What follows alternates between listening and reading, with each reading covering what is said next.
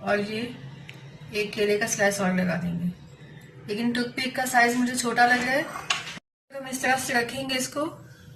तो ये टूथपिक का साइज छोटा है, तो आप इस तरह से एक और टूथपिक लेके इसको इसके अंदर इस तरह से डालें।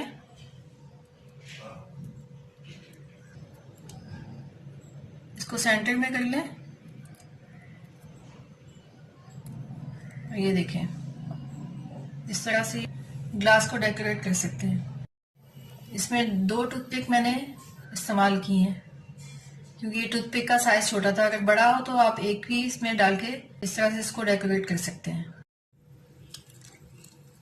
ये देखिए कितना मजे का गाढ़ा हमारा जो शेक है वो तैयार हो चुका है।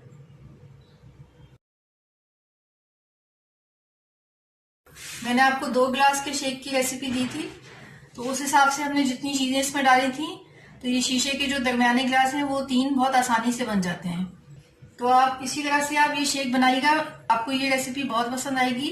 जो इंग्रेडिएंट्स जो मैंने आपको बताए हैं एज इट इज आप ऐसे फॉलो कीजिएगा, जैसा हम बाजार से या रेस्टोरेंट से जो हम शेक पी कर आते हैं, बिल्कुल वही टेस्ट आपको मिलेगा।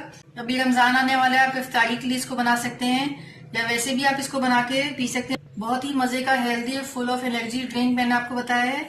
इस तरह से मैंने आपको डेकोरेशन बताई थी कि ये टूथपिक का साइज छोटा हो तो आप 2 को मिला के इस तरह से आराम से आप इसमें इसको डेकोरेट भी कर सकते हैं।